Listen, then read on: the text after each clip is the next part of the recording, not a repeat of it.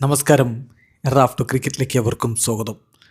IPL വല്ലാത്തൊരു ഘട്ടത്തിലേക്ക് കടന്നിരിക്കുകയാണെന്ന് പറയണം. കാരണം തലപ്പത്ത് നിൽക്കുന്ന ടീമുകളൊക്കെ പൊട്ടുന്നു. ഇന്നലെ GT PBKസിനെ തോൽപ്പിച്ചു, 4 വിക്കറ്റിൻ്റെ ജയം GTക്ക്. SRHനെ KKR തോൽപ്പിച്ചു, 7 വിക്കറ്റിൻ്റെ വിജയം KKRന്. CSKMI തോൽപ്പിച്ചു, RRനെ DC തോൽപ്പിച്ചു 7 വിക്കറ്റിന്.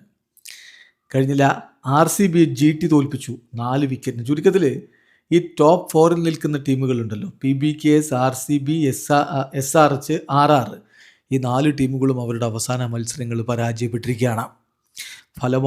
ഫലം പിന്നിൽ 5ാം സ്ഥാനത്ത് നിൽക്കുന്ന GTക്കും 6ാം സ്ഥാനത്ത് നിൽക്കുന്ന CSKക്കും 7ാം സ്ഥാനത്ത് നിൽക്കുന്ന DCക്കും 8ാം സ്ഥാനത്ത് നിൽക്കുന്ന KKRനും ഇനിയും പ്ലേ ഓഫിലേക്ക് എത്താം. അതിനുള്ള സാധ്യതകൾ മലക്ക് തുറന്നിട്ടിരിക്കുന്നു. അപ്പോൾ നമ്മളൊന്ന് പരിശോധിക്കുകയാണ് ഇനി ഓരോ ടീമിൻ്റെയും സാധ്യത എങ്ങനെയാണ്, അതുപോലെ അവരുടെ ഇപ്പോഴത്തെ പൊസിഷൻ അനുസരിച്ച് അവരെങ്ങനെ നിൽക്കുന്നു, സേഫാണോ ഡേഞ്ചറസ് ആണോ, ഇങ്ങനെയൊക്കെയുള്ള കാര്യങ്ങളാണ്. സ്ട്രോങ് പൊസിഷനിൽ നിൽക്കുന്ന ടീമുകൾ, ഒന്ന് പഞ്ചാബ് കിങ്സ് ആണ് എന്ന് പറഞ്ഞാൽ അവർക്കിനി 5 കളികളുണ്ട്, അതിൽ 2 ജയിച്ചാൽ മതി, പ്ലേ ഓഫ് ഉറപ്പിക്കാം. അതാണ് ഇപ്പോഴത്തെ ഒരു സ്ഥിതിവിശേഷം. എന്ന് പറഞ്ഞാൽ ദേ ആർ ഓൾമോസ്റ്റ് പ്ലേ ഓഫിലേക്ക് എത്തി എന്ന് തന്നെ പറയാവുന്നൊരു ടീമുള്ളത് PBKs ആണ്. പിന്നെ റോയൽ ചലഞ്ചേഴ്സ് ബംഗളൂരു, അവരും സ്ട്രോങ് പൊസിഷനിലാണ്. 5 കളികളിൽ നിന്ന് അവർക്കും 2 വിജയമാണ് വേണ്ടത്, ബാലൻസ്ഡ് ആണ് എന്ന് പറയണം. സൺറൈസേഴ്സ് ഹൈദരാബാദും സ്ട്രോങ് ആണ്, 2 വിജയങ്ങൾ 4 മത്സരങ്ങളിൽ നിന്ന് വേണം. അവർ കുറച്ച് പ്രഷറിലാണ്. കഴിഞ്ഞ 2 കളികൾ അവരെ സംബന്ധിച്ചിടത്തോളം പരാജയം അവർക്കൊരു പ്രശ്നമാണ്. രാജസ്ഥാൻ റോയൽസ് 2 കളികൾ 4 മത്സരങ്ങളിൽ നിന്ന് 2 വിജയം അവർക്ക് വേണം. 4 മത്സരങ്ങളിൽ നിന്ന് 2 വിജയങ്ങൾ അവർക്ക് വേണം. അവരും ഇൻ കൺട്രോളിലാണ്, സ്ട്രോങ് പൊസിഷനിൽ തന്നെയാണ്.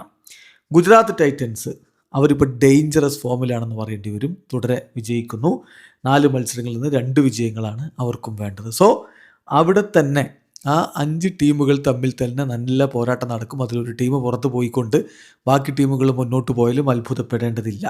ഇനി മിഡ് പ്രഷർ സോണിൽ നിൽക്കുന്ന ടീമുകൾ എന്ന് പറഞ്ഞാൽ ചെന്നൈ സൂപ്പർ കിങ്സും ഡൽഹി ക്യാപിറ്റൽസുമാണ്. അവർക്ക് 5 കളികളിൽ നിന്ന് 4 വിജയിക്കണം. CSKക്ക് ടഫ് റോഡാണ്. ഡൽഹി ക്യാപിറ്റൽസിനും അങ്ങനെ തന്നെയാണ്. 5 കളിയിൽ നിന്ന് 4 വിജയിക്കണം. ഡു ഓർ ഡൈ സിറ്റുവേഷനിലാണ് അവരുമുള്ളത്. എക്സ്ട്രീം പ്രഷറിലുള്ള ടീം കൊൽക്കത്ത നൈറ്റ് റൈഡേഴ്സ് ആണ്. 5 കളികൾ ബാക്കിയുണ്ട്, 5 വിജയിച്ചാൽ ചെറിയ സാധ്യതയുണ്ട്.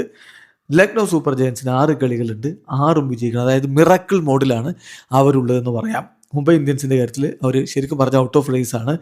എവറി മാച്ച് അവർ വിജയിച്ചാൽ പോലും മുന്നോട്ട് പോകുക എന്നുള്ളത് അത്ര സാധ്യമല്ല. പിന്നെ ടേബിളിൽ ഒരു ഷെയ്ക്കപ്പ് നടന്ന് വല്ല അത്ഭുതവും ഒക്കെ സംഭവിക്കണം. മാത്തമാറ്റിക്കലി ഇപ്പോഴും ഒരു പുറത്തല്ല നമ്മൾ നേരത്തെ പറഞ്ഞിട്ടുണ്ടായിരുന്നു. സോ എന്തും സംഭവിക്കാവുന്ന രൂപത്തിലേക്ക് മാറിയിട്ടുണ്ട് എന്ന് പറയപ്പെടുമ്പോഴും ടോപ്പ് 5ൽ നിൽക്കുന്ന ടീമുകളിൽ ഒരു ടീം ഒഴികെ ബാക്കിയെല്ലാം കയറിപ്പോയാലും അത്ഭുതപ്പെടേണ്ടതില്ല. വീഡിയോ അവസാനിക്കുന്നു.